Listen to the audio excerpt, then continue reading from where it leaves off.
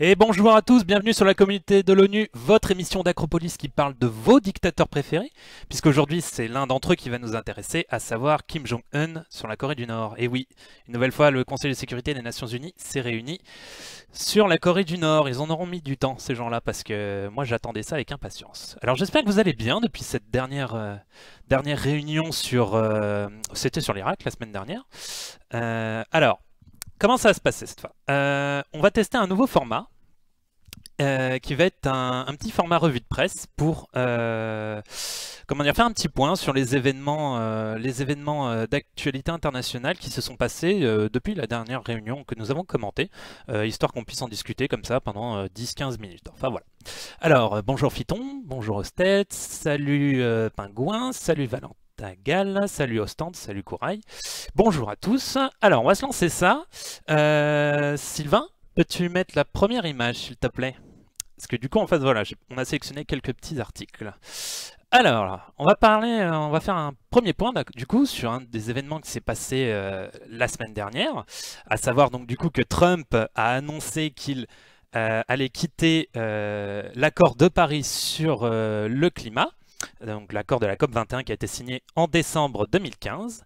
Et donc cet article de l'Obs c'est assez intéressant parce que du coup, le retrait de Trump, en fait, amorce un petit peu plus la passation de flambeau de première puissance mondiale influente, etc., entre les États-Unis et la Chine. Puisque du coup, la Chine, comme elle l'avait fait au sommet de Davos sur le libre-échange, puisque la Chine s'était revendiquée comme le grand défenseur du libre-échange face à un Trump qui lui était plus pour un protectionnisme, et bien là, à nouveau, euh, la, la Chine a décidé, a dit qu'elle respecterait les accords de Paris et qu'elle deviendrait le leader de la transition environnementale dans le monde pour limiter les dégâts du réchauffement climatique. Donc voilà, c'était un point assez... Désolé. Donc c'était un point assez important. Ça me semblait assez important d'en parler, parce que du coup, voilà, il y a encore une fois une passation de flambeau. À savoir quand même qu'il faut pas non plus faut pas non plus prendre pour argent comptant ce que dit la Chine, puisque c'est loin d'être un modèle pour la transition écologique. Et et derrière ça, il y a vraiment plus de l'image en fait qu'elle veut donner, plus que des actions. Même si, faut faire attention parce que en Chine, il y a une mobilisation de l'opinion publique, puisqu'en Chine, il y a beaucoup de problèmes au niveau de la pollution de l'air et et donc du coup, il y a une certaine contestation en Chine par rapport à ces problèmes environnementaux que le gouvernement a énormément de mal à régler. Et donc du coup, bah, c'est aussi un signal fort envoyé à sa propre population. Donc voilà. Alors je ne sais pas ce que vous en pensez, si vous voulez réagir là-dessus, si vous voulez qu'on en parle.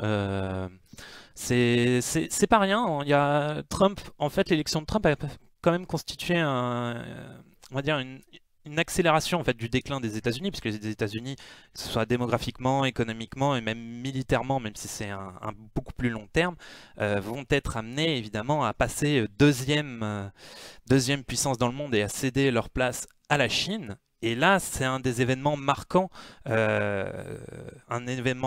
cette transition, de cette passation, on va dire, de pouvoir entre les deux. Euh, alors, euh, alors, la Chine, Gringan, effectivement, la Chine, premier investisseur sur les énergies vertes. Alors, oui, effectivement, la Chine a investi énormément dans les énergies renouvelables. Elle espère pouvoir augmenter la part énergétique la part du renouvelable dans son mix énergétique d'ici 2020, en fait. Mais bon, voilà, on demande à voir ce que ça va se faire. N'empêche que quand la Chine investit massivement, en général, ça va assez vite. Donc voilà. Alors direct dans le cambouis, même pas le temps de se dire bonjour. Bah si, on se dit bonjour Fanny, mais tu es arrivé peut-être un petit peu plus tard. Et c'est quoi le rapport avec Kim Jong-un dans tout ça du coup? Alors justement, ce que je disais au début, c'est que là on expérimente un petit format avant de passer à la réunion. C'est qu'en général, entre deux réunions des Nations Unies, il se passe plein d'événements internationaux qui sont assez importants, qui moi personnellement, ça me frustre de ne pas pouvoir les commenter et d'en discuter avec vous. Donc du coup, on fait un petit format de mini revue de presse où en fait, voilà, on va commenter 2-3 articles qui relatent des événements marquants entre deux réunions qu'on commente, histoire de, bah voilà, qu'on en discute tranquillement. Alors un gros coup de com', on sait très bien que le réchauffement climatique c'est inventé par les Chinois. Effectivement, Python, c'est ce qu'avait dit Trump à propos à propos de la Chine, disant que c'était une invention des Chinois pour affaiblir les États-Unis. Depuis que Trump est là et qu'il lâche tout le monde, on voit que les pays européens sont prêts à plus d'Union européenne, on parle plus d'écologie. Vive Trump! Ah, c'est une conséquence de l'élection de Trump du coup, puisque effectivement déjà, ça va être du coup le sujet du deuxième article qu'on a choisi, Sylvain, puisque du coup on va parler aussi donc de l'OTAN. Alors, les Européens en fait ont il y a eu une réunion de l'OTAN et Trump a annoncé aux Européens qu'il ne garantissait pas de respecter l'article 5 du traité de l'OTAN, enfin du traité de l'Atlantique Nord, à savoir que si un allié est attaqué, tous les autres doivent le défendre. Et il a dit que si jamais la Russie s'en prenait à un allié de l'OTAN, il n'était pas sûr que les États-Unis interviennent. Ça dépendrait de l'allié en question. Et donc du coup, bah là, les Européens, notamment Merkel en tête, commencent à réfléchir à une défense européenne. Peut-être même faire de l'OTAN en fait une défense plus européenne que atlantique. Donc voilà. Et donc pour revenir sur l'article précédent, effectivement, sur la Chine, les Européens là sont plus enclins du coup à dialoguer avec la Chine pour essayer de peser dans la transition écologique dans le monde. Donc voilà. Salut Zozizog, salut Gultix. Alors voilà, du coup, l'OTAN, le Monténégro. Alors en fait, le Monténégro a rejoint donc l'OTAN le 5-6 juin dernier. Donc hier avant-hier. En fait, c'est un article assez intéressant parce que du coup, le Monténégro, qui est un ancien État de l'ex-Yougoslavie, donc la Yougoslavie du temps de la guerre froide, ne faisait pas à proprement parler partie du bloc communiste, puisqu'il y avait une scission, un schisme au sein du communisme entre Tito et Staline du temps de la guerre froide. Néanmoins, la Yougoslavie était un État communiste, et comme ce sont des populations slaves, comme les Russes, il y a comment dire, une sympathie culturelle entre la Russie et les peuples slaves, enfin yougoslaves, qui font que du coup la Russie a des relations assez privilégiées avec ces États-là. Et là, le Monténégro rejoint l'OTAN, donc du coup la Russie a vu ça comme une provocation. Et a vu ça comme une contradiction, et en plus ça se fait dans un... Enfin, vu ça comme une provocation, et du coup... ça se fait dans un contexte où Trump est en train de dire a montré qu'il n'était pas si attaché que ça à l'OTAN, et notamment qu'il demandait ce que les autres États européens augmentent leur participation à la défense, enfin leur part dans la défense de l'OTAN. Donc voilà, et par rapport à cet article, du coup, ils expliquent que la Russie a sanctionné le Monténégro, notamment en infliquant des sanctions sur les exportations de vin du Monténégro vers la Russie, ce qui représentait quand même une certaine manne. Et donc du coup, ça va aussi continuer à pourrir un petit peu le climat entre l'Occident, enfin les Européens en tout cas, et la Russie, sachant que déjà il y a déjà beaucoup de points de contentieux, notamment avec l'Ukraine, la Syrie, plus toutes les petites provocations aériennes qui se passent en Scandinavie. Donc voilà, ça risque de rajouter de l'huile sur le feu, et donc du coup c'est ça n'augure rien de bon dans les relations entre Europe et Russie. Alors je ne sais pas ce que vous en pensez, vous, du coup. Alors Gultix et la bousculade avec le président du Monténégro. Alors oui, effectivement, c'est au sommet de l'OTAN, Trump qui avait bousculé le président du Monténégro en voulant apparaître en premier plan à la caméra. Du coup, il s'était fait ridiculiser à faire ça. Donc voilà.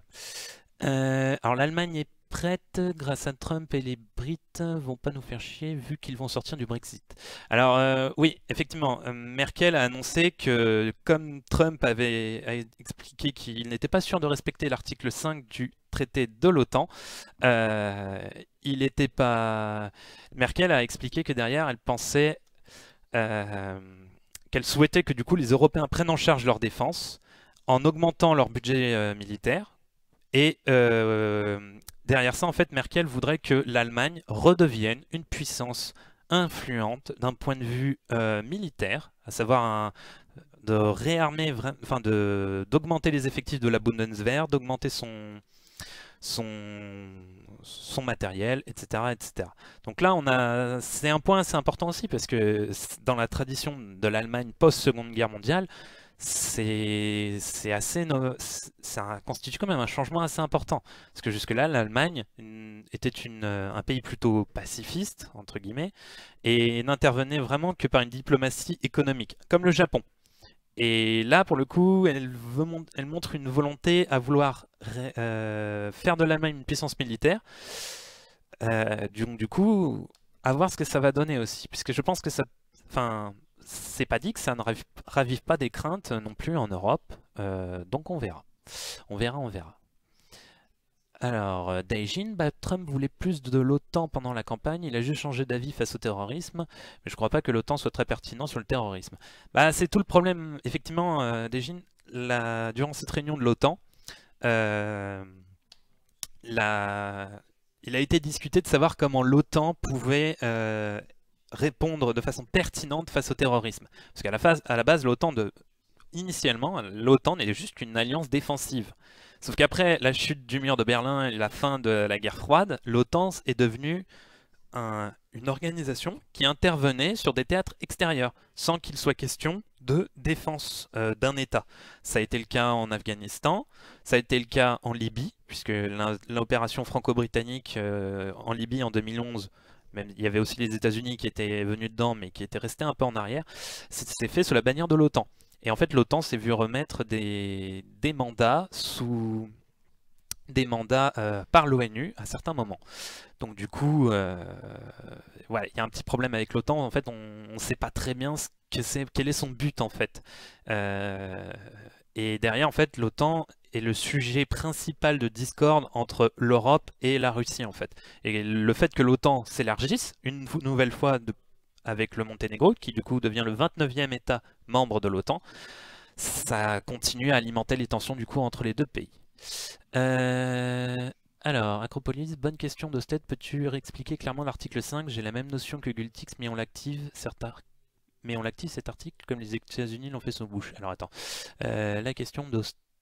Alors, l'article 5, normalement, c'est l'article de la charte c'est l'article du traité de l'Atlantique Nord, donc traité qui a été signé en avril 49, et qui stipule que, grosso modo, si un des alliés est attaqué par un État tiers, les autres alliés de l'OTAN, normalement, je vous laisse vérifier après derrière, mais de mémoire, il me semble que c'est ça, c'est-à-dire que les autres États de l'OTAN, enfin du traité de l'Atlantique Nord, doivent porter assistance à l'État qui est attaqué. Alors c'est vrai qu'en 2001, il y a eu une interprétation de cet article, puisque du coup l'OTAN est intervenu en Afghanistan à la suite des attaques du 11 septembre. Techniquement, c'est pas un État qui a attaqué les États-Unis, mais bon, ça a été validé et l'OTAN est intervenu en Afghanistan. Donc voilà. Sauf que là, la Russie, aujourd'hui, la Russie fait multiplie les provocations en Europe de l'Est et en Syrie. Enfin, l'intervention en Syrie où il y a des fois quelques petits moments tendus entre avions russes et avions de la coalition internationale. Donc du coup, ça devient un peu compliqué. Et les États baltes notamment, qui ont remis en place le service militaire, la Suède aussi, qui a remis en place le service militaire, s'inquiète de ces provocations russes en fait. Donc voilà. Salut Audrey, non t'as pas loupé grand chose, là en fait on expérimente un petit format en fait avant de passer à la réunion, c'est de commenter en fait 2-3 événements d'actualité internationale qu'on ne peut pas commenter puisqu'elles ne sont pas discutées au Conseil de sécurité des Nations Unies, mais que on pourrait tout à fait discuter entre nous. Donc voilà. Alors voilà à peu près sur l'OTAN, donc je ne sais pas si vous voulez rajouter des choses là-dessus, sinon on va passer au sujet brûlant du jour, donc à savoir la Corée du Nord. Et bah du coup, Sylvain, tu peux enlever l'image. Il n'y a pas une histoire d'avion entre les Russes et les Occidentaux au Moyen-Orient? Alors oui, Phyton, en fait ce qui se passe c'est que les Russes, eux, sont intervenus en... Les Russes, en fait, interviennent en Syrie sous demande de Bachar al-Assad. Et la coalition internationale contre Daesh intervient en Syrie en violation de la souveraineté de la Syrie. Et du coup, cela amène des fois à ce que les deux avions se croisent, les avions russes et les avions de la coalition se croisent. Et des fois, ça amène à des incidents. Donc du coup, on va dire, ça tend les relations, encore une fois, entre la Russie et les Occidentaux. Donc le Monténégro va déclarer la guerre à la Corée du Nord, j'ai tout compris. Arrête de me troller, Fanny, ça marchera pas toujours. Alors Gringan, le Qatar, le Qatar en fait, ouais, j'aurais bien voulu en parler, mais le problème c'est que là c'est un dossier un poil tendu et un poil compliqué, et j'ai pas forcément envie que cette mini revue de presse prenne 3 heures en fait, puisque là on va parler de Kim Jong-un. Alors, il va bien notre ami Kim? Bah écoute, Kim là il a envie qu'on parle de lui, parce que Kim il a fait beaucoup de grabuge au mois de mai, puisque les 3 premiers dimanches du mois de mai, il a tiré un missile, il a fait des essais de tir balistique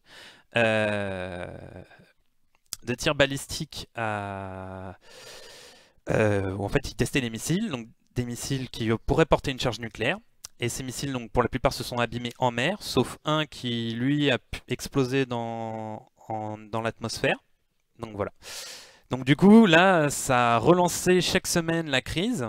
Il y a eu une réunion du Conseil de sécurité des Nations Unies mi-mai, que j'aurais voulu commenter avec vous, mais le problème c'est qu'ils ont fait ça en officieux. Et donc du coup, ils ont attendu début juin, à savoir vendredi dernier, pour parler de la Corée du Nord et appliquer une nouvelle résolution. Le truc c'est que moi vendredi j'étais pas dispo, donc du coup on ne pouvait faire ça qu'aujourd'hui. Donc aujourd'hui c'est du différé et on va parler de la réunion de vendredi dernier. Mais on va peut-être faire un petit rappel encore une fois de la crise coréenne. Alors, tout d'abord, la Corée du Nord, à savoir... Là maintenant? Oh, ok, ça marche. Bon, eh ben écoutez, la régie est très très chaude pour lancer un générique, alors on va se lancer un générique. C'est parti. Dans ce temple des Nations Unies, nous sommes les gardiens d'un idéal. Nous sommes les gardiens d'une conscience. La lourde responsabilité et l'immense honneur qui sont les nôtres doivent nous conduire à donner la priorité au désarmement dans la paix. Il y a une alternative à la guerre.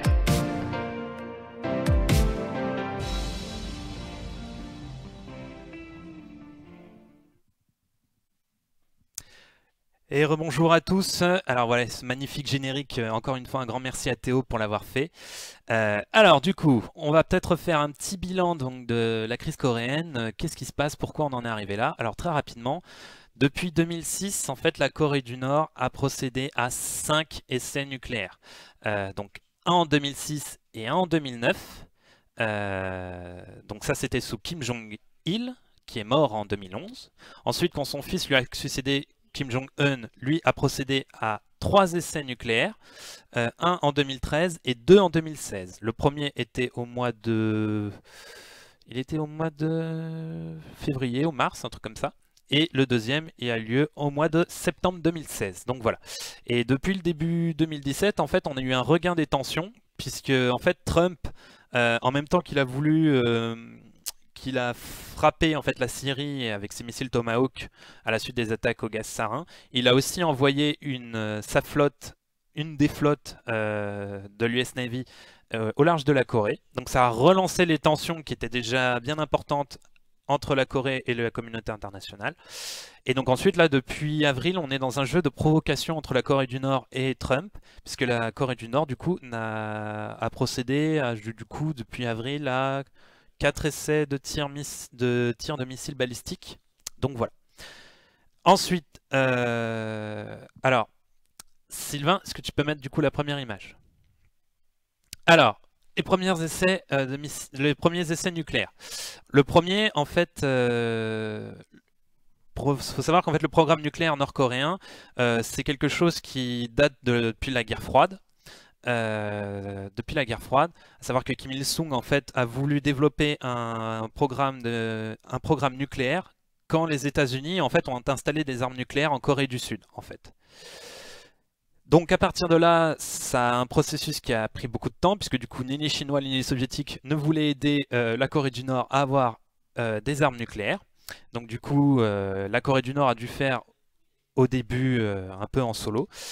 Et ensuite, à la chute de l'Union soviétique et la fin de la guerre froide, en fait, il y a eu beaucoup de spécialistes soviétiques et aussi le Pakistan et l'Iran, enfin le Pakistan surtout, qui ont en fait collaborer avec la Corée du Nord pour permettre à la Corée du Nord de développer son programme nucléaire, en fait. Ensuite, on a eu donc, dans les années 90 une première crise nucléaire entre les États-Unis et la Corée, qui a été réglée donc ensuite grâce à une action de Bill Clinton qui avait envoyé Jimmy Carter, l'ancien président des États-Unis, dialoguer avec Kim Jong-il. Un accord a été trouvé, à savoir que la Corée du Nord arrêterait son programme militaire nucléaire. En échange, les États-Unis financeraient un programme nucléaire civil avec notamment l'installation de 2 centrales nucléaires en Corée du Nord. Donc cet accord a été signé en 1994, mais le problème c'est que les États-Unis ont pris du retard à livrer ces centrales nucléaires et de l'autre côté, en fait, la Corée du Nord a continué en secret à développer son programme nucléaire. On en vient à la deuxième crise, en 2002-2003. En fait, les États-Unis, la Corée du Nord, en fait, les États-Unis en fait accusent la Corée du Nord de avoir fait un programme, d'avoir un programme secret nucléaire en dépit de l'accord de 94. Et donc du coup, les États-Unis ont coupé la construction. Les financements à la construction des 2 centrales nucléaires. De l'autre côté, en fait, les Nord-Coréens accusaient les États-Unis d'avoir pris du retard, en fait, en prétextant que jamais ils n'allaient leur fournir ces centrales nucléaires. Donc voilà. On en vient ensuite à une montée des tensions, puisque George Bush intègre ensuite la Corée du Nord dans son fameux axe du mal, à savoir l'Irak, l'Iran et la Corée du Nord, donc comme étant des États voyous qui cherchent à déstabiliser le monde, etc. Donc voilà. Ensuite, on a une série de négociations à 6 qui s'ensuit, à savoir donc négociations à 6, la Corée du Nord, la Corée du Sud, la Chine, la Russie, les États-Unis et le Japon. En fait, entre 2005 et 2007, donc on a eu une session de négociation pour essayer de trouver une sortie à cette impasse avec la Corée du Nord. À savoir notamment que la Corée du Nord a joué le chantage en disant si vous nous aidez pas, nous fournissez pas des hydrocarbures, des aides alimentaires, etc. Et bien derrière ça, nous on continuera à développer notre programme nucléaire. Au final, la Corée du Nord n'a fait que gagner du temps, puisqu'ensuite elle a procédé à son premier essai nucléaire en 2006. Et puis ensuite, on va rentrer dans un cycle, si vous voulez, où en fait, du coup, on va essayer de négocier avec la Corée du Nord. La Corée du Nord va faire du chantage. Derrière, du coup, on va avoir à la fois, en fonction de l'administration américaine, on va avoir, on va dire, un coup, on va essayer de négocier. Un coup, on va jouer les muscles. Et en fait, de fil en aiguille, les Nord-Coréens en fait, vont continuer à développer leur programme nucléaire, puisque pour eux, en fait, c'est la sauvegarde, c'est le seul moyen de sauvegarder leur régime. Surtout que depuis que les États-Unis ont renversé l'Irak et ensuite Kadhafi en Libye. Voilà. Voilà. Donc du coup, on en vient à... Ça amène donc du coup à l'essai de septembre 2016. C'est le dernier essai en date. Là, on en attend probablement un autre pour cette année. Et ça risque encore une fois de raviver les tensions. Mais avoir une bombe nucléaire, ça ne suffit pas. Et donc du coup, Sylvain, une bombe nucléaire, ça ne suffit pas. Si vous avez une bombe nucléaire, si vous n'avez pas un vecteur pour la lancer derrière, ça pose toujours le problème en fait. Et donc du coup, cette année, enfin depuis quelques années, mais surtout là, c'est ce qui nous intéresse, depuis le mois de mai, la Corée du Nord a procédé à de très nombreux tirs de missiles balistiques. Et en fait, ils essaient de constituer un armement balistique qui permettrait d'atteindre directement le territoire américain. Est-ce que tu peux mettre la slide suivante, s'il te plaît? Et voilà. Donc du coup, là vous avez une slide en fait des missiles nord-coréens qui sont testés, ceux qui sont déjà opérationnels. Donc comme vous pouvez le voir, en fait, la Corée a déjà les moyens de pouvoir atteindre le territoire sud-coréen. Et on se pense en tout cas, elle a testé des missiles qui étaient opérationnels et qui peuvent atteindre le Japon, puisqu'en général, de toute façon, les missiles que les Nord-Coréens testent s'écrasent en haute mer ou à côté du Japon, en fait. Et là, maintenant, l'étape suivante, ça va être de développer et de construire un missile qui sera capable d'atteindre directement le sol américain. Et c'est seulement de cette manière qu'en fait la dissuasion nucléaire nord-coréenne deviendra crédible et que les Nord-Coréens pourront parler d'égal à égal avec les États-Unis. Du moins, c'est ce qu'ils cherchent à faire. Donc voilà. Voilà à peu près où est-ce qu'on en est. Du point de vue de l'ONU, donc depuis 2006, l'ONU, le Conseil de sécurité des Nations Unies, a voté beaucoup de sanctions vis-à-vis de la Corée du Nord, essentiellement en fait des sanctions qui visent en fait à porter atteinte au programme nucléaire militaire nord-coréen. Donc ça a été notamment, on s'en est pris donc déjà à tout ce qui va être embargo sur les armements, on va avoir embargo sur tout ce qui va être matière fissile, on va avoir aussi certaines limitations pour l'exportation. Notamment, en fait, il y a un alinéa d'une des résolutions, je crois que c'est la résolution 1710 ou 1718, un truc comme ça, qui en fait explique que la Corée du Nord n'a le droit d'exporter en fait des matières premières seulement si les revenus de cette exportation ne financent pas le programme nucléaire. Et en fait, cet alinéa explique très bien pourquoi les sanctions sont inefficaces, puisqu'en fait, l'ONU ne peut pas faire appliquer les sanctions qu'elle impose à la Corée du Nord. Puisque tout simplement, pour cette histoire en fait, de revenus qui financeraient en fait, le programme nucléaire nord-coréen, la question en fait, c'est de savoir mais à quel moment en fait, quand la Corée du Nord elle vend du charbon à la Chine, à quel moment ça va être ce revenu-là va pouvoir financer le programme nucléaire nord-coréen. Il ne va pas financer une autoroute entre Pyongyang et Kaesong, par exemple. Donc voilà, c'est là toute la problématique, c'est qu'en fait, il n'y a aucun moyen de faire respecter ces sanctions. Et derrière ça, la Corée du Nord sait très bien passer outre ces sanctions en les contournant avec des histoires de société écran, des choses comme ça. Donc voilà. Alors du coup, on en vient à notre réunion du jour, à savoir que le Conseil de sécurité s'est réuni jeudi dernier et vont discuter d'une nouvelle résolution qu'ils vont voter. À savoir que je n'ai pas vu cette réunion, donc on va la découvrir ensemble. Voilà, allez c'est parti Sylvain. Declaro abierta la sesión. Je déclare ouverte la 7958e séance du Conseil de sécurité. Alors, nous sommes au mois de juin, donc du coup, la présidence tournante a tourné, et donc là, c'est au tour de la Bolivie, représentée par monsieur Sacha Sergio Laurenti Solitz. Prolifération, République populaire démocratique de Corée. L'ordre du jour est adopté.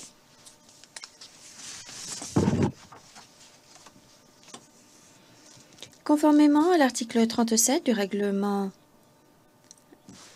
intérieur provisoire du Conseil, j'invite le représentant de la République de Corée à participer à la présente séance. Il en est ainsi décidé. Et donc, évidemment, comme cela concerne toute la péninsule coréenne, du coup, le le représentant permanent de la Corée du Sud est invité, puisque la République de Corée, c'est la Corée du Sud. Les membres du Conseil sont saisis du document S-2017-472 qui contient le texte d'un projet de résolution présenté par les États-Unis d'Amérique. Donc une résolution proposée par les États-Unis, mais que la Chine était d'accord de base à présenter. Il faut savoir que cette résolution, si elle a été présentée, c'était en accord avec les deux pays.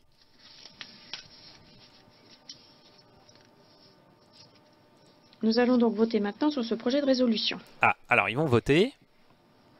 Ceux qui sont pour le projet de résolution qui figure dans le document S/2017/472 sont priés de lever la main.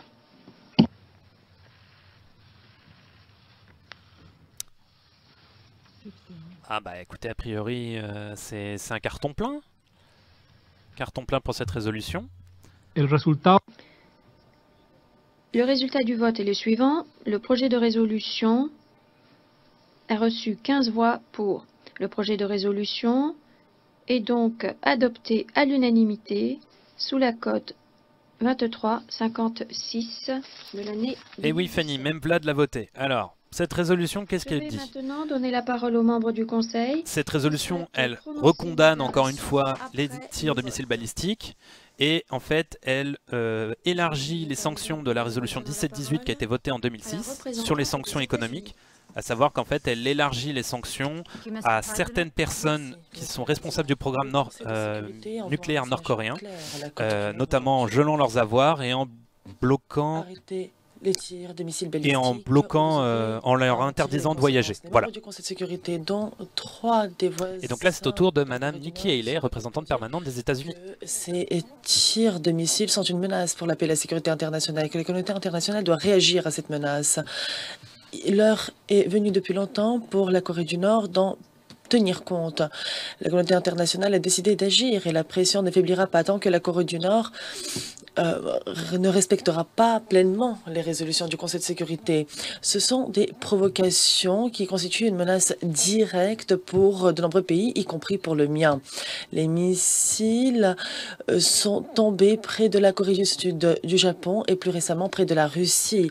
Chaque missile nord-coréen pourrait frapper un navire ou un avion, qui pourrait causer des risques, des pertes civiles. Mais malgré tous ces risques et malgré les sanctions imposées par le Conseil jusqu'ici, la Corée du Nord qu'elle va montrer des photos d'enfants radioactifs. Non, je pense pas là. La Corée du Nord continue de tirer ses missiles, c'est pour une raison évidente. Ils disent ouvertement qu'ils veulent se doter de la capacité d'acquérir les capacités nucléaires pour des tirs de missiles à longue portée. C'est pourquoi les tests sont de plus en plus nombreux. Avec chaque tir de missile, la Corée du Nord se dote de données qui lui permettent de faire davantage de progrès. Et petit à petit, la Corée du Nord veut élargir sa portée. Le Conseil de sécurité, à juste titre et à répétition, condamné ces tirs de missiles et a demandé à la Corée du Nord de suspendre toute activité liée à son Elle a un budget photo limité, je pense. Les ministres des Affaires étrangères se sont réunis ici même il y a un mois pour demander à la Corée du Nord d'arrêter ces activités. Et la résolution d'aujourd'hui montre que ce ne sont pas simplement des paroles. Les États-Unis va travailler d'arrache-pied pour que la communauté internationale ne s'habitue jamais, n'accepte pas jamais les violations commises par la Corée du Nord, où on détourne le regard. Et la Corée du Nord, quant à elle, doit comprendre que la communauté internationale n'acceptera jamais la mise au point d'armes de ce type par la Corée du Nord. Moi, je vis en Corée du Sud et qu'on s'en fout du pays du dessus. C'est vrai, Kaz, tu vis en Corée du Sud? T'es à Séoul? Nous continuerons de mettre la pression, car c'est une menace mondiale qui nécessite une riposte mondiale. Il y a encore beaucoup à faire pour améliorer la mise en œuvre du régime de sanctions visant la Corée du Nord. Et c'est la raison pour laquelle les États-Unis rappellent encore une fois aux États responsables qu'il faut couper tout lien diplomatique et cesser le commerce illicite et illégal avec la Corée du Nord. Il faut faire davantage également pour briser les réseaux de contrebande et assécher les sources de financement utilisées par la Corée du Nord pour financer la mise au point d'armes de destruction massive et leurs vecteurs. Les États-Unis continueront de chercher des solutions pacifiques, diplomatiques à ce conflit. Ce que nous voulons, c'est une solution négociée. Mais la Corée du Nord doit respecter ses obligations en cessant d'abord tout tir de missiles balistiques et tout essai nucléaire et en prenant des mesures concrètes en vue de se débarrasser de son programme d'armes nucléaires. Notre objectif, ce n'est pas un changement de régime. Les États-Unis ne souhaitent en aucun cas menacer le peuple nord-coréen ou déstabiliser la région de l'Asie-Pacifique. Nous n'avons jamais fermé la porte du dialogue avec la Corée du Nord. Mais comme nous l'avons déjà dit, toutes les options sont sur la table. elles doivent le rester en cas de nouvelles provocations. Outre les conséquences financières et diplomatiques, nous sommes disposés à réagir à cette agression par d'autres moyens, si cela s'avère nécessaire. Nous sommes pleinement attachés à notre sécurité, à la sécurité de nos alliés contre l'agression nord-coréenne. Mais c'est à la Corée du Nord, encore une fois, de prendre la décision. Rester sur cette voie dangereuse ou s'en c'est écarter. mauvais, Fanny. Des Tu devrais avoir tirs honte. essais nucléaires futurs sont absolument inacceptables, comme le dit la résolution. Nous espérons que cette réponse sera prise en considération par la Corée du Nord et qu'elle choisira la paix, la sécurité et la stabilité. Je vous remercie. à la Alors, une déclaration de Madame Nikki Haley qui rappelle très bien la position américaine, à savoir que le seul moyen en fait d'empêcher le développement du programme Merci, nucléaire Monsieur nord-coréen, le Président. c'est de tarir les sources de revenus du régime. Et il faut savoir qu'en fait, le régime taxe toutes les transactions, même les transactions illégales, à savoir de la contrebande. L'État nord-coréen laisse faire cette contrebande pour la taxer et en tirer des revenus. Donc ça, plus les exportations de charbon. Voilà.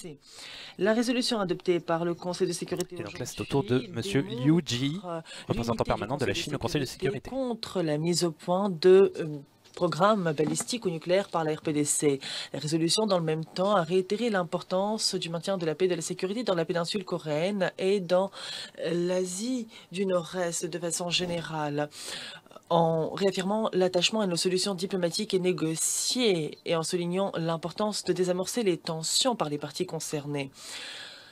Nous appelons toutes les parties à mettre en œuvre pleinement et intégralement les résolutions pertinentes du Conseil de sécurité liées à l'RPDC et à œuvrer à une solution pacifique en redoublant d'efforts pour promouvoir la paix et le dialogue.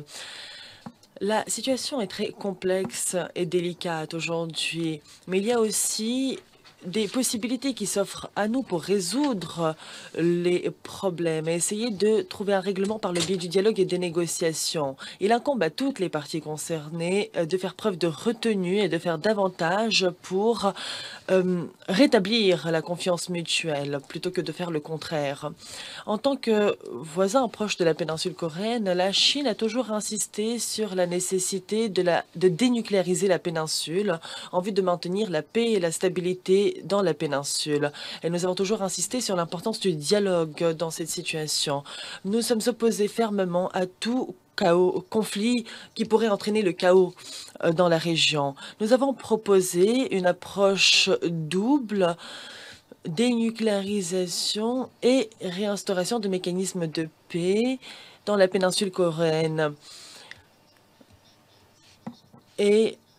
ainsi qu'une proposition de suspension des activités balistiques de la RPDC et d'exercices militaires par les États-Unis. Nous espérons que cette proposition sera étudiée sous un jour favorable par les parties concernées. De notre côté, nous sommes prêts à étudier toute possibilité qui serait envisagée par les autres parties. Nous espérons qu'il sera possible de travailler ensemble avec la Chine pour promouvoir les négociations et le dialogue et trouver une solution dans le cadre des pourparlers à 6. Et nous continuerons à travailler de manière active et constructive pour la dénucléarisation de la péninsule coréenne afin d'en assurer la stabilité. Merci beaucoup. Donc voilà pour la déclaration du représentant permanent de la Chine. Représentant du Japon. Voilà, grosso modo, la Chine rappelle bien Merci, Monsieur le Président. quel est le nœud du problème pour elle, à savoir qu'il est hors de question que la Corée du Nord se nucléarise, parce que derrière ça, c'est un très mauvais signal envoyé du rôle joué à la communauté par, internationale, que si la Corée du Nord se nucléarise, pour elle, ça va attirer sans cesse des problèmes en Asie du Nord-Est, à sa frontière. Donc voilà. La Corée du Nord a C'est au tour de Monsieur effectué des Koro tirs de Besho, missiles en violation flagrante représentant permanent des du Japon. résolutions pertinentes du Conseil de sécurité. Ceci est tout simplement inacceptable. Nous condamnons avec vigueur le dernier tir qui a été effectué et les autres tirs, 8 tirs au total cette année. Et 8 La tirs. Corée du Il n'a Nord pas chômé, Kim. continue également de développer son programme nucléaire, faisant fi de la volonté de la communauté internationale. Ces provocations à répétition empêche la poursuite des efforts internationaux visant à régler les problèmes liés au programme nucléaire et balistique et constitue une menace. Des fois, j'ai Direct l'impression pour la que c'est un sécurité arbitre du de Japon, l'ONU, celle de la j'ai l'impression que région c'est un arbitre de et foot qui au-delà. essaierait La communauté internationale un match de ne basket. doit pas C'est laisser sur le problème. Oui, t'as pas tort, Audrey, mais de toute façon, l'ONU ne représente que en fait que le fruit des intérêts de ces États. tirs de missiles Donc, balistiques ont des elle conséquences. peut pas tout faire, l'ONU. Il faut aussi que les États se mettent d'accord. À plusieurs occasions, nous l'avons dit, nous sommes prêts à reprendre le dialogue, à condition que la Corée du Nord fasse preuve d'engagement véritable et soit prête à prendre des mesures concrètes sur la voie de la dénucléarisation. Les tirs de missiles, qui sont des provocations de la Corée du Nord, démontrent que la Corée du Nord est loin d'adopter une telle approche pour un dialogue véritable. Cela ne nous laisse pas d'autre choix que d'accroître la pression qui pèse sur la Corée du Nord. Et il est temps pour nous tous de renouveler notre engagement pour mettre en œuvre scrupuleusement les résolutions. Il y a 10 ans, les Coréens ont créé un dialogue sans précédent amical et commençaient à parler de réunification avant que les États-Unis de Bush déstabilisent l'Iran, l'Irak et ont commencé à menacer la Corée du Nord qui s'est braquée et a développé le programme, développé le nucléaire pour vouloir tenir les États-Unis à l'écart. C'est une part du problème, effectivement. Déjà, de base, en fait, Kim Il-sung n'aurait peut-être pas voulu développer son programme nucléaire si les États-Unis n'avaient pas installé d'armes nucléaires dans les années 60 en Corée du Sud. Et ainsi de suite, pareil, si les États-Unis n'avaient pas montré cette volonté sous l'administration Bush à vouloir remplacer les régimes qui lui étaient défavorables ou qui ne lui convenaient pas, peut-être que la Corée du Nord n'aurait pas persisté sur cette voie-là. Après, c'est beaucoup de si. Je remercie le représentant. Voilà pour la déclaration du représentant permanent du Japon qui rappelle que sans cesse les provocations de la Corée du Nord sont une menace pour la stabilité de la région. Nous nous félicitons de l'adoption à l'unanimité de cette c'est au tour de M. Sebastiano Cardi, le représentant permanent de l'Italie. Notre message d'unité et de détermination contre les provocations répétées de la RPDC qui constitue une violation flagrante du droit international et une menace grave qui pèse sur la paix et la sécurité internationale. Nous remercions. Salut Nénès, merci de laisser le stream en fond.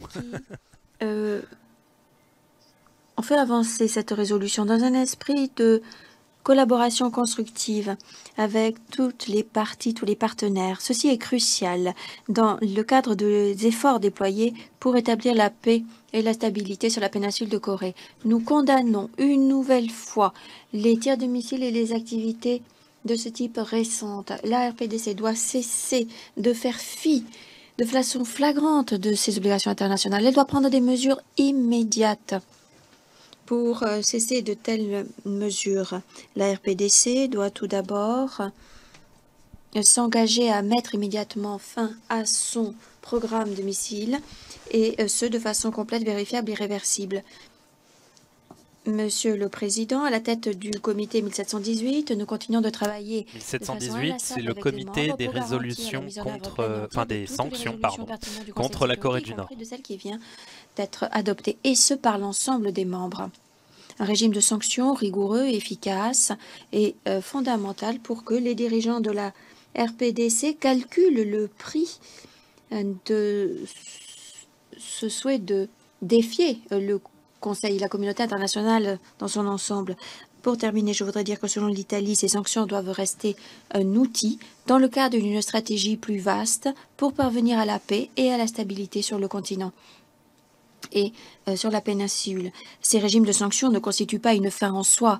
Les conséquences négatives sur la population civile et la situation humanitaire dans le pays doivent être évitées. L'objectif ultime est de provoquer un changement de comportement de la part de la RPDC, et ce pour ouvrir la voie à la recherche d'une solution pacifique et globale pour la péninsule de Corée et pour le monde dans son ensemble. Je vous remercie. Je remercie le représentant de l'Italie pour sa déclaration et je donne maintenant déclaration la parole du représentant de l'Italie, Russie. assez intéressante, même si bon, on en peut en douter de l'efficacité des sanctions. Ah, attendez, c'est Vlad, on en parlera après. La Russie. Monsieur Vladimir Safronkov, représentant permanent de la Russie. Résolution de sanctions du Conseil de sécurité visant la RPDC. Cette résolution qui vient d'être adoptée exige clairement de Pyongyang de changer d'approche, une approche inacceptable, et de répondre aux exigences légitimes de la communauté internationale. Ces tirs de missiles qui sont effectués sans notification préalable sont inadmissibles. Ils constituent une menace pour la sécurité des transports dans les régions et pour la vie humaine. Mais nous aimerions aussi appeler l'attention sur quelques éléments assez controversés. Il est évident que Pyongyang commet des violations contre le régime des sanctions, mais il ne fournit pas des armes de destruction massive à des acteurs non étatiques. Il n'y a aucun lien entre la mise en œuvre de la résolution 1540 du Conseil et les agissements de Pyongyang. Alors, la résolution 1540, il me semble que c'est la résolution qui d'évoquer cela. Cela est contre-productif, notamment pour ce qui est de la résolution. Veut lutter contre la toute prolifération d'armes de destruction massive vis-à-vis de groupes non étatiques, à savoir des groupes terroristes, par exemple. Une résolution qui permet la coopération entre États afin d'éviter que des armes de destruction massive ne se retrouvent dans les mains d'acteurs non étatiques. En l'absence de coopération, cet objectif ne sera pas atteint à l'échelle internationale. Essayer d'intégrer cette résolution dans des mécanismes de sanctions ne fonctionnera pas, notamment dans les juridictions nationales. Ceux qui souhaitent faire allusion à cette résolution doivent comprendre qu'en faisant cela, c'est la coopération qui est compromise. En outre, les pays qui sont réticents à certains arguments présents dans ce document ont aujourd'hui un argument de plus pour ne pas l'appliquer et ne pas appliquer ces dispositions. Il y a aussi des allusions dans le texte à d'autres programmes. Mais nous pensons que cela devrait s'accompagner de justifications convaincantes. Le Conseil de sécurité n'a pas le droit à l'erreur et doit donc utiliser des faits, et des données factuelles et des preuves. Rappelons que les États-Unis avaient lancé une guerre contre l'Irak sous prétexte que Bagdad donnait des armes de destruction massive. Aujourd'hui, à l'heure actuelle, c'était obligé. Pyongyang on a toujours un petit point Irak au Conseil de sécurité quand la Russie parle. Ou biologique. Quand la Bolivie aussi parle. Un de nos partenaires ou collègues a des preuves convaincantes sur la culpabilité de Pyongyang, eh bien, nous sommes prêts à étudier de tels éléments. Ce que nous avons aujourd'hui comme données factuelles, c'est ce qui suit. Et l'Ukraine va encore taper. Ah bah, on va bien voir. Membre de l'OIAC et ce mécanisme n'a pas remis en cause la démarche de la RPDC. Pyongyang avait appelé la Malaisie à faire en sorte que une enquête soit menée sur ah, oui, d'accord. Ce qui s'était passé concernant Kim Cheng-nam et son assassinat, mais des résultats définitifs n'ont pas encore été publiés. Le représentant de la Russie là fait mention en fait de l'assassinat du frère de Kim Jong-un qui a eu lieu dans un aéroport en Malaisie. Et en fait c'est du gaz qu'on lui a envoyé à la figure. Et donc du coup, trois entreprises russes et un ressortissant. Il y a une enquête parce qu'on ne sait pas vraiment qui est à l'origine de ça. Une certaine perplexité. Et donc le représentant russe dit que là, il faudrait que l'OIAC fasse une enquête de bonne foi et que voilà, Pyongyang y serait prêt. Donc, la pratique a démontré son efficacité. Ce n'est pas de cette façon que l'on trouvera des solutions aux problèmes mondiaux. C'est à des instruments diplomatiques que l'on devrait recourir et non pas à la politique du bâton. Et je pense que la dernière décision de Washington ne contribuera en rien à régler la situation dans la péninsule coréenne. Nous devons également relever qu'après le changement de gouvernement aux États-Unis, les sanctions sont demeurées une constante de la politique américaine.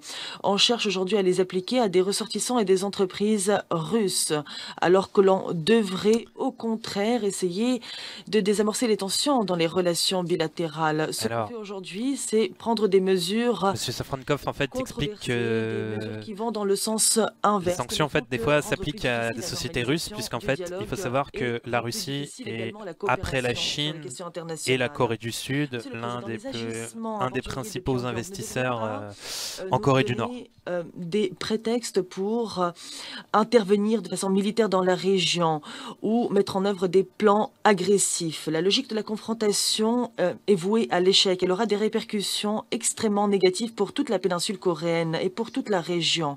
Pour nous, il est évident qu'il faut faire le choix de la coopération diplomatique et utiliser tous les outils diplomatiques que nous avons à notre disposition.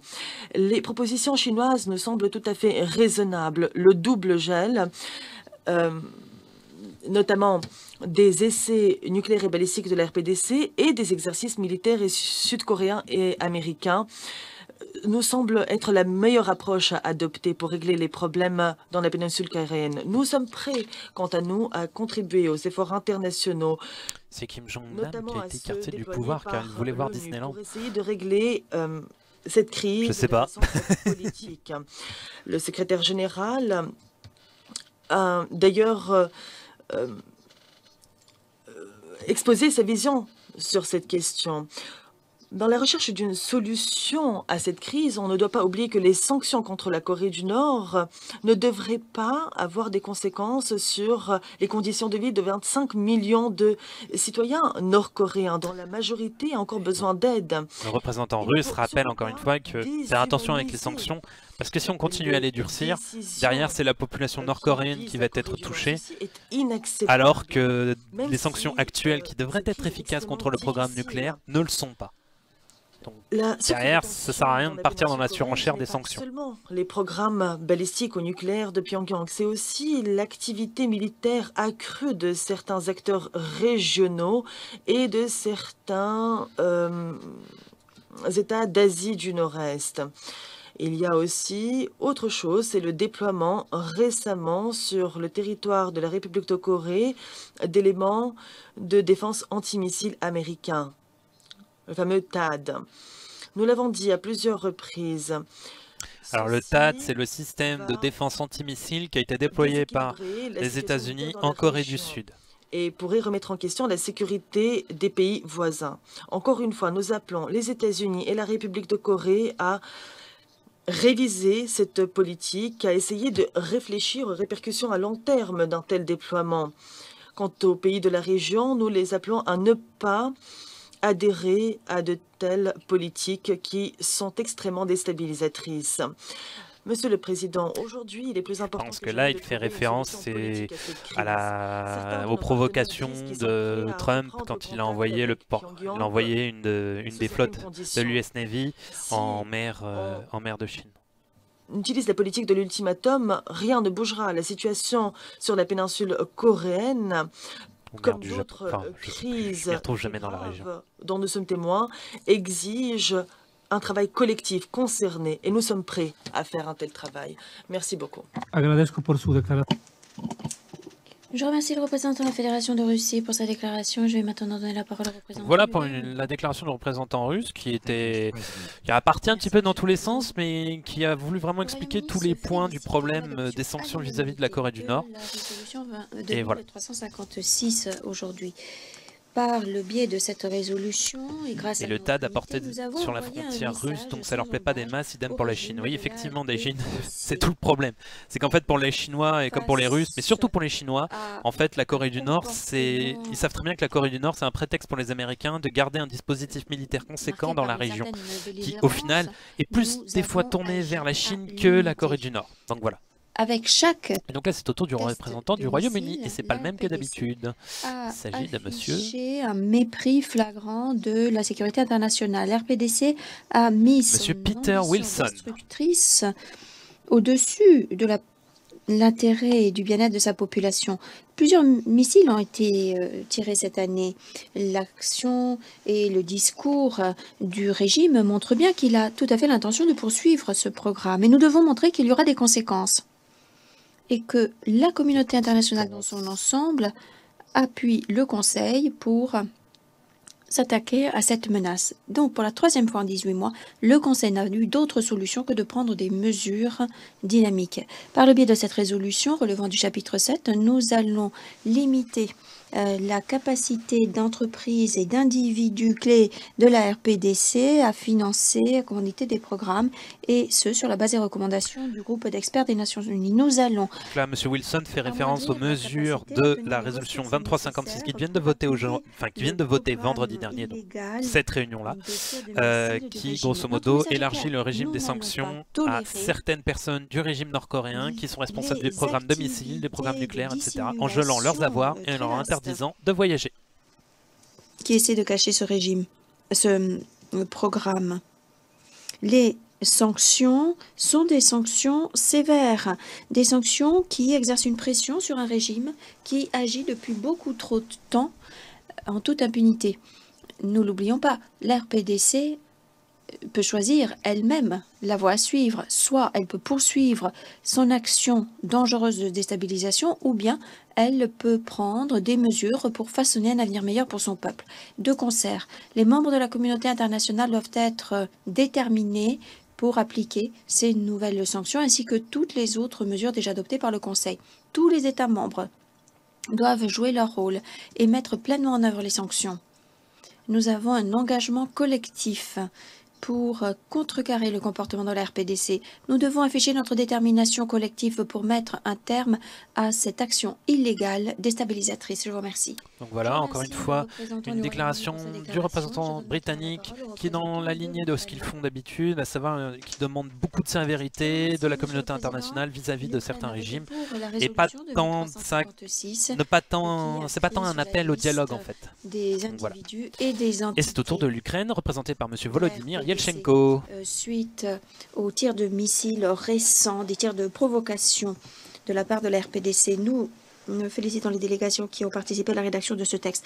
Dans le même temps, face à des tirs de missiles pratiquement hebdomadaires de la RPDC,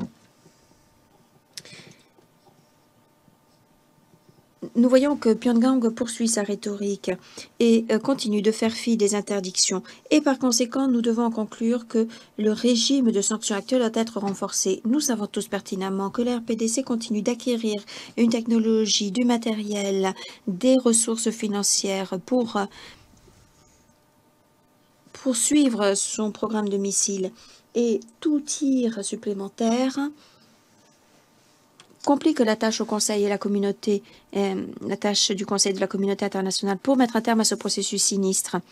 Nous sommes nous aussi d'avis qu'il faut agir de façon déterminée, collective, contre cette menace posée par la RPDC. Nous ne devons pas laisser Pyongyang déstabiliser plus encore la situation et ôter toute crédibilité au Conseil qui essaie d'œuvrer dans le sens de la non-prolifération. Seules des mesures dynamiques de la part du Conseil pourront mettre un terme à cette violation systématique du droit international, et cela permettra également de nous rapprocher de la dénucléarisation de la péninsule de Corée. Nous demandons aux membres de continuer d'afficher un front uni sur ce dossier pour que Pyongyang respecte pleinement les décisions et les exigences du Conseil. Ce n'est qu'en adoptant une position unifiée et déterminée que nos efforts seront couronnés de succès. Je voulais terminer mon intervention sur ces notes positives. Malheureusement, la déclaration de la Fédération de Russie il y a quelques minutes laisse quelques doutes à cette C'était sûr. Je remercie le représentant de l'Ukraine pour sa déclaration et je vais maintenant donner la parole au représentant du Kazakhstan. Salut Harris. T'as loupé le scud ukrainien vis-à-vis de la Russie. Merci, Monsieur le Président. Donc c'est au tour du représentant du Kazakhstan, Monsieur Kairat Umarov. C'est ça, petit taquet entre amis, Fanny. Ça, c'est une bonne bande de potes. Ça a commencé il y a... En effet, ceci constitue une violation flagrante de toutes les résolutions pertinentes du Conseil de sécurité. De telles mesures sapent les efforts. Ça doit bien le faire rire tout ça, Kim. Bah, je sais pas. Vous lui avez envoyé le lien Acropolis? Quitte à qu'il se marre, autant qu'il se marre avec nous, quoi. Absolument préserver la stabilité et la paix dans l'ensemble de l'Asie. Et la confection d'une arme nucléaire déstabiliserait la région et donnerait un nouvel élan à la course aux armements. Cela nourrirait d'autres ambitions. Nous engageons la RPDC d'éviter de prendre des mesures qui ont un effet négatif sur la non-prolifération et qui constituent une menace pour la paix et la sécurité régionale et internationale. Mon pays est un pays non doté de l'arme nucléaire, ce qui montre bien que la voie que nous avons choisie est la seule voie prometteuse. Nous demandons à la RPDC de faire le même choix. Nous sommes convaincus qu'il n'y a pas d'autre solution. Nous devons absolument... La Corée du Nord a un compte Twitter et Facebook pour ceux qui veulent savoir. Oui, Oui, moi Jojo, j'ai vu ça. Ouais. Obligations collectives envers... On devrait les taguer quand on met l'émission en replay. Simplement condamner de façon énergique la situation. Nous voulons également que tous les États membres prennent des mesures énergiques pour éviter toute conséquence irréversible. C'est ce que fait cette résolution. Nous demandons à tous les organes d'éviter des mesures qui pourraient entraîner une escalade. Nous pensons que le Conseil de sécurité est l'organe qui est chargé du maintien de la paix et de la sécurité internationale et qui devrait donc continuer d'afficher son unité sur cette question importante. Je vous remercie. Je remercie le représentant déclaration du Kazakhstan qui insiste donc sur le caractère de la non-prolifération vis-à-vis de la Corée du Nord, caractère de la non-prolifération de cette crise, puisque du coup c'est tout le problème, à savoir les États-Unis que laisser un autre État comme la Corée du Nord, laisser un autre État comme la Corée du Nord avoir l'arme nucléaire, c'est problématique. Et c'est au tour de Monsieur le développement de François Delattre, excusez-moi, initié au plus François Delattre, le représentant permanent de la France. Elle s'efforce méthodiquement d'acquérir un arsenal nucléaire opérationnel au prix du sacrifice de sa propre population. Ne nous y trompons pas en effet, chacun des tirs balistiques effectués rapproche le régime nord-coréen d'une capacité nucléaire militaire opérationnelle précise et diversifiée, cela à un rythme alarmant et qui ne fait que s'accélérer. La Corée du Nord détient en parallèle d'autres armes de destruction massive, chimiques et biologiques, dont le danger ne doit pas être sous-estimé. Cette situation alimente aujourd'hui... Je ne sais pas pour vous, moi j'ai l'impression que le représentant essaie toujours tout de ramener aux armes chimiques et bactériologiques, comme si vous voulez connecter la Corée du Nord avec la Syrie.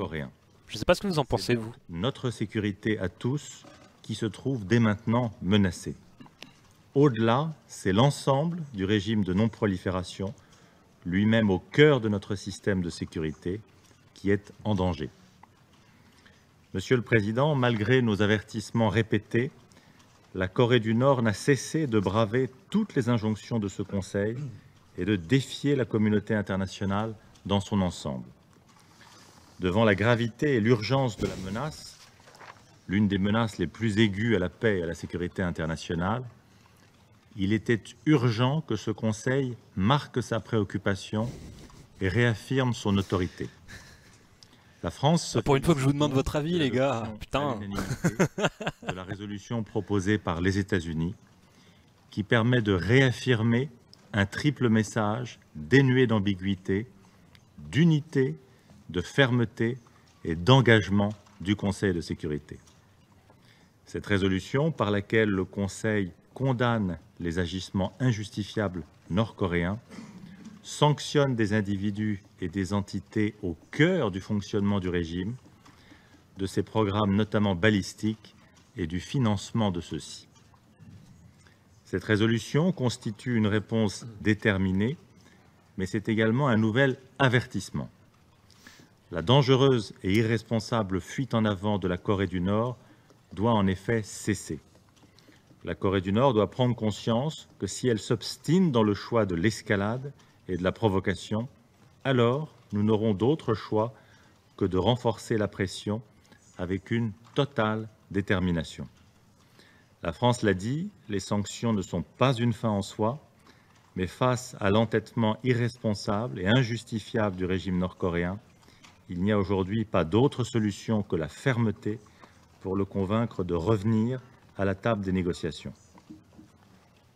Or, la situation actuelle constitue l'exact opposé d'un contexte de dialogue.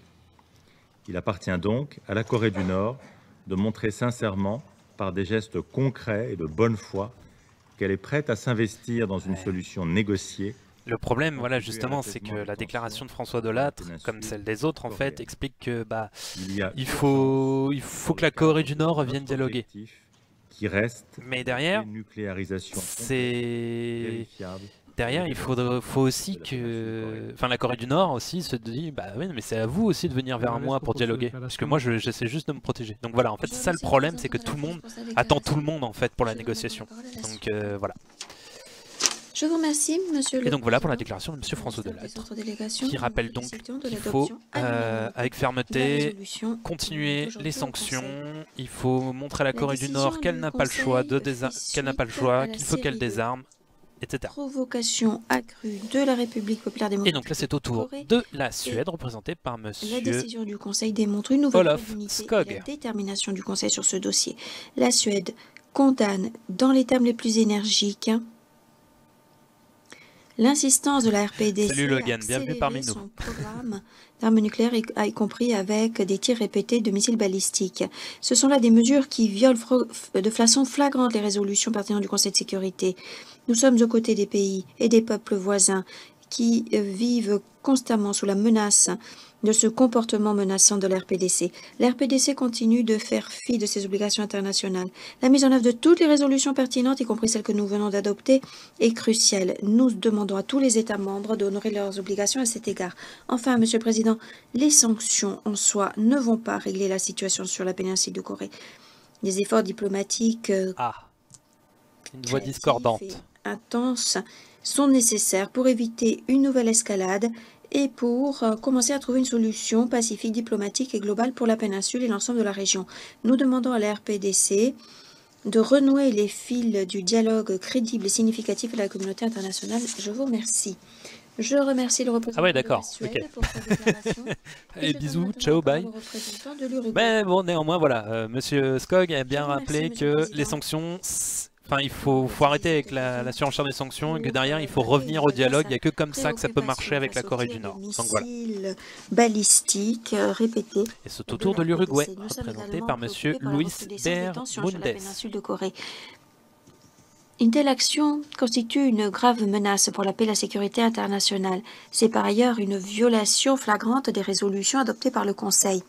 L'Uruguay a voté pour cette résolution, étant donné que nous estimons que l'application de sanctions constitue un outil avoir à la honte, disposition Courail. du Conseil de sécurité pour s'acquitter de ses fonctions.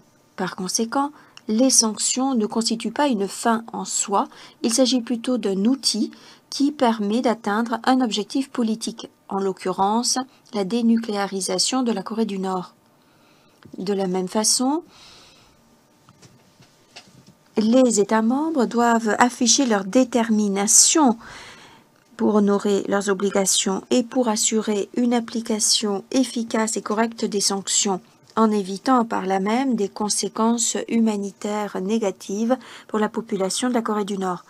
L'Uruguay insiste sur la nécessité de travailler à une réduction des tensions en République de Corée et au-delà, RPDC et au-delà. Toutes les résolutions du Conseil de sécurité doivent être respectées et appliquées. Cela contribuera à créer un environnement pacifique. Cela permettra de renouer les fils du dialogue pour atteindre l'objectif ultime, c'est-à-dire la dénucléarisation. L'Uruguay continuera d'œuvrer avec les 14 autres membres du Conseil de sécurité pour trouver de nouvelles solutions, pour trouver de nouvelles méthodes de négociation afin de régler cette situation. Nous restons déterminés, nous voulons absolument trouver une solution pacifique, diplomatique et efficace pour parvenir à la dénucléarisation de la péninsule de Corée. Nous voulons éloigner le risque d'un conflit dont les proportions seraient imprévisibles. Je vous remercie, Monsieur le Président. Je remercie le représentant. Alors, l'Uruguay qui, du coup, rejoint un petit peu... Je suis en train de peu de faire le compte, mais du coup, on a quand même la Suède, la Russie, la Chine et maintenant l'Uruguay qui présente une position qui demande à vraiment... C'est par le dialogue qu'on pourra résoudre la crise coréenne et non par les sanctions, en fait. c'est pas en forçant la main à Pyongyang qu'on pourrait y arriver. Ça, c'est la position plutôt de la Suède, la Russie, l'Uruguay et la Chine. Voilà.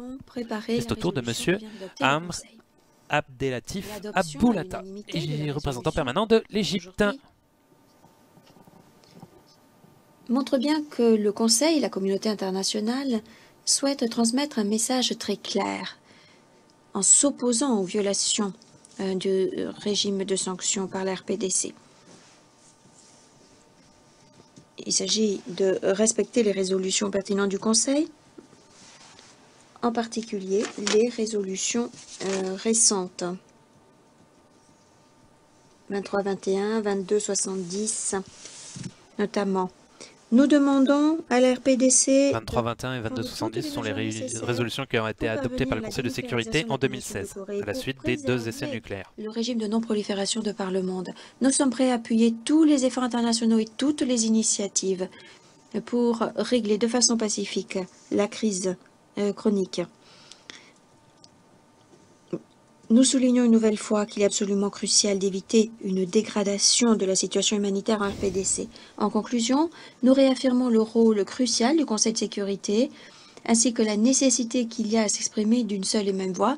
La communauté internationale doit poursuivre sa coopération avec le comité 1718 et avec le groupe d'experts du dit comité pour mettre en œuvre toutes les résolutions pertinentes du Conseil de sécurité. Merci, Monsieur le Président. Je rappelle que le comité 1718, c'est le comité qui a été institué à la suite de la résolution qui porte le même chiffre et qui, du coup, régit les sanctions à l'égard de la Corée du Nord. Monsieur le Président. Et donc là, c'est au tour de Monsieur Georgi VI, représentant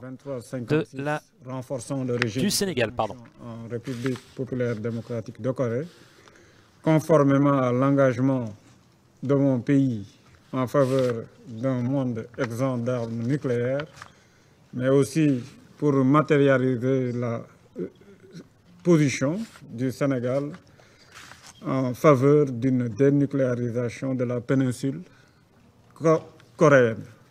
En effet, les récents tirs de missiles balistiques effectués par la Corée du Nord et que mon pays a fermement condamné à chaque fois attestent de la volonté de ce pays de poursuivre son programme nucléaire et balistique.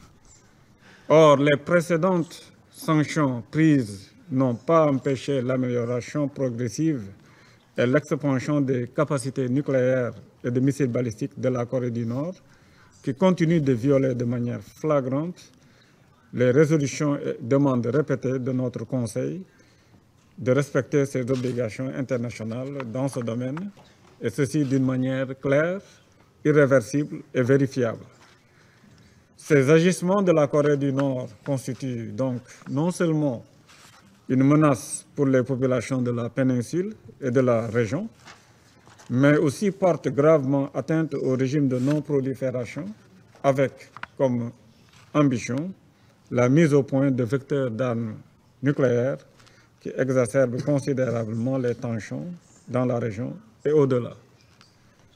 C'est donc l'occasion pour mon pays, le Sénégal, de réaffirmer son attachement au respect scrupuleux des résolutions pertinentes du Conseil, mais aussi de réitérer son espoir d'une reprise imminente du dialogue pour une solution globale, pacifique, diplomatique et politique à cette crise. Je vous remercie. Voilà une position toute consensuelle de la part du représentant du Sénégal qui se rappellera juste l'attachement de son pays au régime de non-prolifération d'armes de destruction massive, en l'occurrence les armes de nucléaire. Président, je voudrais commencer par me féliciter de l'adoption à l'unanimité de la résolution 2356. C'est au tour de Monsieur Tekada Alemu, représentant permanent de l'Éthiopie. Cessez balistique à répétition de la RPDC. La situation dans la péninsule coréenne est une source de préoccupation. Les activités liées au programme de missiles balistiques constituent une violation du régime actuel.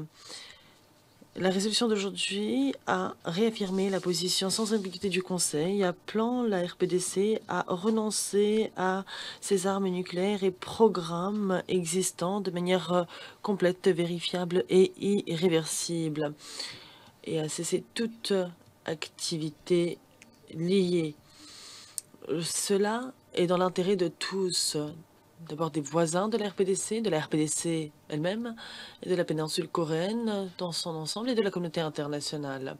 Il y a aujourd'hui une possibilité qui s'offre à nous, comme la Chine le disait, et nous souhaitons voir une résolution pacifique de cette crise.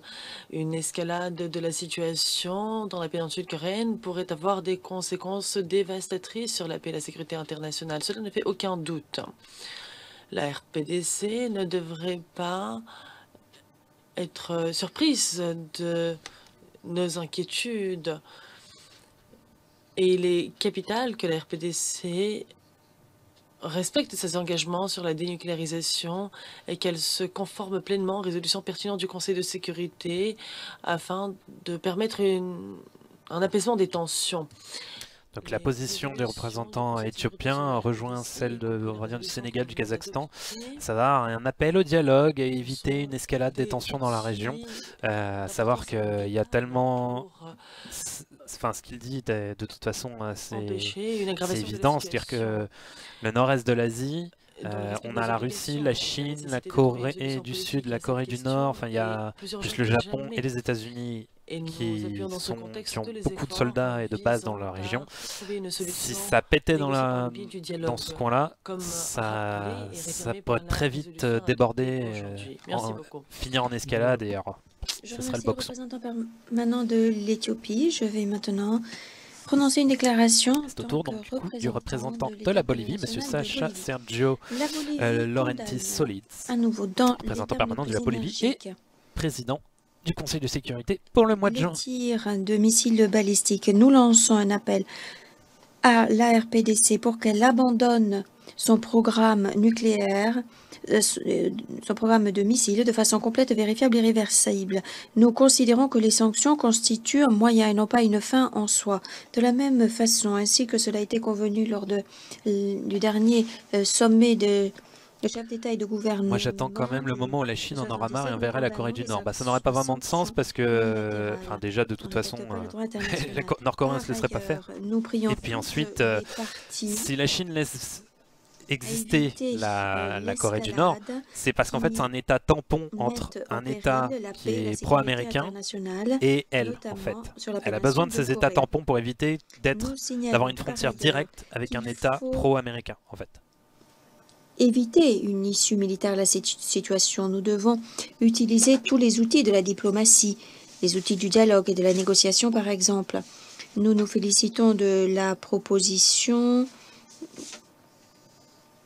qui vise à réduire les tensions. Nous lançons un appel pour que cette question et d'autres questions qui préoccupent la communauté internationale mobilise le Conseil. Je vais maintenant reprendre ma casquette. Il parle de sanctions, mais quelles seraient les sanctions? En fait, les sanctions ont déjà lieu. C'est que, en fait, ils ont mis tout en place une batterie de sanctions avec un embargo des armes, des matières fissiles, et certaines limitations d'exportation. Mais tout ça, c'est très difficile à faire appliquer. Et donc là, c'est au tour du coup au représentant permanent de la République de Corée, à savoir la Corée du Sud, M. Cho Tae-yul. Le dernier tir de missile lancé par la RPDC le 29 mai. Et puis la RPDC est un allié économique de la Chine. Oui, effectivement, la Corée du Nord vend beaucoup de charbon à la Chine et dispose de pas mal de minerais rares qui intéressent la Chine. Presque une fois par semaine depuis l'arrivée du nouveau gouvernement à Séoul. Ah oui, alors rappelons évidemment que début mai, la Corée du Sud a élu claire élu un nombreuses nouveau résolutions du Conseil de président sécurité qui ne remplaçait saurait être l'ancienne présidente cautionnée. qui a été atteinte Elle d'un devrait scandale évidemment devenir de corruption. résolue. La République de Corée appuie en ce sens l'adoption de la résolution 2356 par le Conseil de sécurité face La à résolution qui cette vient d'être votée. série de tirs de missiles balistiques par la RPDC et autres activités interdites réalisées depuis le 9 septembre 2016. La nouvelle résolution de sanctions adoptée aujourd'hui envoie un message clair. Le Conseil ne tolérera pas les tirs de missiles à répétition de la RPDC, quel qu'en soit le type, la portée ou la cible. Avec l'adoption de cette résolution, on s'écarte quelque peu de la réponse habituelle relative aux tirs de missiles balistiques réalisés par la RPDC. Le Conseil a ainsi démontré sa détermination et fait preuve d'unité face à cette série de provocations de la RPDC. La résolution 2356 s'appuie sur le régime de sanctions en vigueur visant la RPDC et l'élargit encore plus. Parmi les individus et entités qui seront visés par l'interdiction de voyage et le gel des avoirs, en vertu de cette résolution, on compte de nombreux hauts responsables de la RPDC et son appareil militaire. C'est quoi la RPDC? Effectivement, Ascari, tu fais bien de poser la question. Peut-être qu'il y en a plein qui se la posaient. Ça veut dire République démocratique. Attends, c'est République RPDC, République populaire démocratique de Corée. Merci. Merci, Daejin. De restreindre encore plus la capacité de la RPDC à financer ses activités illicites.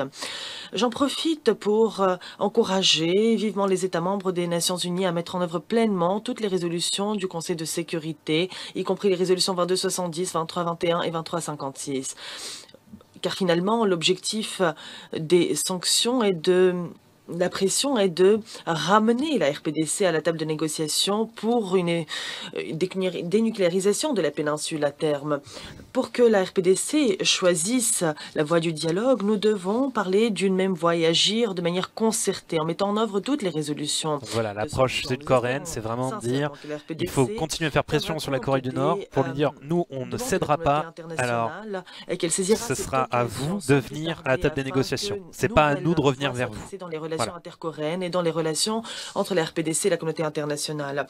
Compte tenu de la probabilité d'une nouvelle provocation par la RPDC, nous devons continuer de faire face à cette situation, être prêts à réagir à toute nouvelle provocation. Nous devons rester actifs. Et pour conclure, je voudrais exhorter la RPDC une fois de plus à cesser toute forme de provocation et à prendre des mesures pour amorcer le dialogue et agir concrètement sur la voie de la dénucléarisation. Voilà, une batterie de sanctions qui au final ont l'air de satisfaire le représentant sud-coréen. Orateur inscrit sur la liste. Ah, il n'y a pas d'autre orateur. La séance est levée. Ah, c'était assez court au final. Donc voilà. Alors, Fanny, je vais en profiter pour répondre à tes questions. Est-ce que la Corée peut continuer d'exister si la Chine lui coupe les vivres? Ça va être beaucoup plus compliqué, parce qu'en fait, voilà, une part importante... Alors déjà, du point de vue de ses exportations, une part importante... la plupart de ces exportations, en fait, ce sont des minéraux, principalement du charbon, qui sont exportés vers la Chine, puisque la Chine est très demandeuse de matières premières, notamment de charbon. Le deuxième point, c'est que depuis le début des années 2000, en fait, dans les années 90, on en avait parlé dans la dernière vidéo sur la Corée du Nord, dans les années 90, il y a eu une grande famine entre 95 et 97-98 qui a fait environ 1,5 million de morts, entre 1,5 et 2 millions de morts. Et en fait, le régime a été obligé du coup d'ouvrir un petit peu son économie, notamment en tolérant la contrebande, puisque du coup comme c'était la famine, beaucoup de Nord-Coréens sont allés en Chine pour aller y acheter de la nourriture, des vêtements, des médicaments, ce qu'il n'y avait pas en Corée du Nord. Et ça en fait, la Corée du Nord l'État nord-coréen a été obligé de le tolérer. C'était pour permettre à sa population de survivre. Et en fait, au fur et à mesure, l'État nord-coréen, quand la famine s'est arrêtée, il a pu reprendre un peu plus le dessus, le contrôle sur l'économie. L'État nord-coréen a décidé en fait de laisser une petite marge de manœuvre, par exemple en permettant aux paysans de cultiver leur propre lopin de terre, en permettant du commerce. Mais derrière ça, en fait, ça a évidemment alimenté un marché noir. Et en fait, l'État nord-coréen taxe toute la contrebande en fait à la frontière. Et ça, c'est un revenu qui est absolument loin d'être négligeable. Et donc voilà, c'est pour ça qu'en fait, si la Chine demain coupait les vivres à la Corée du Nord, comme tu dis Fanny, à savoir qu'elle arrêtait d'acheter du charbon nord-coréen et que vraiment elle fermait la frontière comme normalement les sanctions devraient le lui imposer, et ben derrière, la Corée du Nord aurait beaucoup plus de mal. Parce qu'il faut savoir qu'en fait aujourd'hui, la Corée du Nord connaît une profonde mutation de son économie. Il y a un secteur privé qui se développe. Bon, c'est très compliqué d'avoir des chiffres sur la Corée du Nord, mais de ce que j'avais lu, on estime alors c'est même plus une fourchette, c'est un râteau, mais entre 25 et 50% du PIB qui proviendrait d'un secteur privé en Corée du Nord.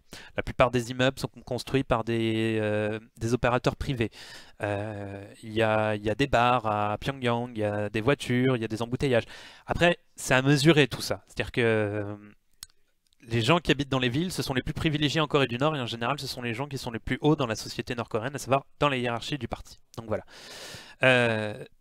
Et donc c'est pour ça qu'au final, ces systèmes de sanctions ne marchent pas, parce qu'en fait, l'économie nord-coréenne arrive à peu près bien se développer. Enfin, arrive à se développer. Je dis pas qu'elle s'en sort très bien, mais elle se développe. Et c'est parce qu'en fait, l'économie nord-coréenne est intégrée petit à petit dans l'économie chinoise. Donc voilà. Voilà. Alors, au final, voilà, une résolution qui a simplement décidé en fait de cibler les sanctions vis-à-vis de certains responsables en fait du programme de missiles, le programme militaire nord-coréen. Donc moi, alors là j'ai la liste. Vous pouvez retrouver la liste des personnes, même le texte de la résolution, vous allez sur le site du Conseil de sécurité, à la rubrique documents, réunions, un truc comme ça. Vous allez à 2017 et ensuite ce sera sur la réunion de la Corée du Nord, vous avez un papier et dessus vous avez tout le texte de la résolution et à la fin vous avez une annexe qui montre en fait la liste de toutes les personnes qui sont interdits de voyage et dont les avoirs sont gelés. Donc voilà, c'est une approche assez intéressante. Du coup, là, on attaque des représentants, des dignitaires on frappe des dignitaires du régime de sanctions au lieu de s'en prendre directement à l'État dans sa globalité. Même si les autres sanctions le faisaient déjà avant. Voilà. Et ben écoutez, j'espère que ça vous a intéressé. On voit alors qu'au final, c'est une demi-résolution en fait qu'ils ont réussi à mettre en place entre les États-Unis et la Chine. Donc du coup, on sent que le dossier est loin d'être clos. À mon avis, ça va revenir sur la table quand il y aura soit un prochain tir de missile balistique, pour l'instant on a un rythme de 3 par mois, soit au prochain essai nucléaire. Donc voilà, on va suivre tout ça tous ensemble sur Acropolis. Moi je reste aux aguets. Bah écoutez, d'ici là, écoutez, nous on se retrouve pour la communauté de l'ONU vendredi, avec une émission un petit peu spéciale. Sinon pour la prochaine émission d'Acropolis, d'ici vendredi, vous regardez sur acropolis.fr. N'hésitez pas à nous suivre sur les réseaux sociaux, sur Facebook, sur Twitter, Instagram. Instagram, il n'y a rien d'autre, Sylvain? Non, la régie, je la remercie pas. On remercie énormément les tipeurs et les modos et surtout vous, le chat, parce que c'est toujours un plaisir de commenter ça avec vous. Et d'ici là, moi je vous fais de gros bisous et je vous dis à vendredi. Ciao, bye. Dans ce temple des Nations Unies, nous sommes les gardiens d'un idéal. Nous sommes les gardiens d'une conscience. La lourde responsabilité et l'immense honneur qui sont les nôtres doivent nous conduire à donner la priorité au désarmement dans la paix. Il y a une alternative à la guerre.